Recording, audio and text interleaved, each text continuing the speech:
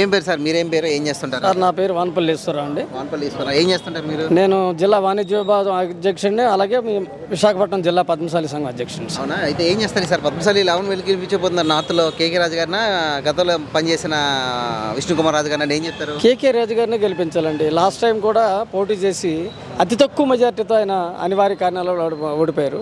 అక్కడ గెలిపించినటువంటి క్యాండిడేట్ 5 సంవత్సరాలు ఎవరికైనా, మన ప్రజలకు ఎవరికైనా కనిపించారండి? గంటా శ్రీనివాసరావు గారు. ఇది వాస్తవాలు మాట్లాడుకో. ఆయన లేరు కదా ఇప్పుడు. విష్ణుకుమార్ రాజు, కేకే రాజు మధ్య. ఓకే సార్, విష్ణుకుమార్ రాజు గారు అయినా సేమ్ పరిస్థితి. విష్ణుకుమార్ రాజు గారు అంతకు ముందు 5 సంవత్సరాలు చేయడం కరెక్టే. మరి లాస్ట్ టైం పోటీ చేసి ఓడిపోయినారు.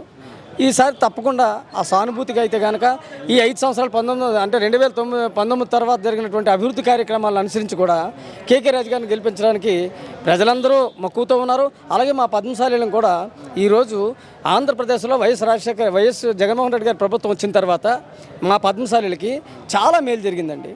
ఈరోజు ఈ అమ్మఒడి అయితే కనుక, లేదంటే చేనేతలకి నవరత్నాల కంటే చేనేతలకి ఎక్కువ ప్రయోజనం కలిగింది ఏంటంటే నేతన్న నేస్తం అనేటటువంటిది మా ఆంధ్రప్రదేశ్లో ప్రవేశపెట్టిన తర్వాత ఇంచుమించుగా 81,000 కుటుంబ సభ్యులు చేనేతలు ప్రయోజనం పొందినారు. ప్రతి సంవత్సరము. ఏ ప్రభుత్వంలో జరగలేదా మీకు? లేదండి, ఏ ప్రభుత్వంలో కూడా ఇటువంటి అవకాశం మాకు రాలేదు. జరిగినప్పటికీ కూడా ఫుల్ ఫ్లెడ్జ్డ్గా జరగలేదు. ఇదేంటంటే ప్రతి నేతన్నా కూడా బాగుపడాలి, ఆయనకి సహాయం జరగాలి. మనం ఇంతవరకు ఎవరు గుర్తించలేదు కాబట్టి తప్పకుండా ప్రతి ఒక్కరూ బాగుండాలన్న ఆలోచనతో 24,000 రూపాయలు చొప్పున ప్రతి సంవత్సరం ఇస్తూ 5 సంవత్సరాలు 1,20,000 గెలిపించబోతున్నాయి జగన్మోహన్ రెడ్డి గారిని. తప్పకుండా గెలిపిస్తాయి కదా సార్. నార్త్ తప్పనిసరిగా కేకే రాజు గారు అత్యధిక మెజార్టీతో గెలుస్తారు సార్. అవునా?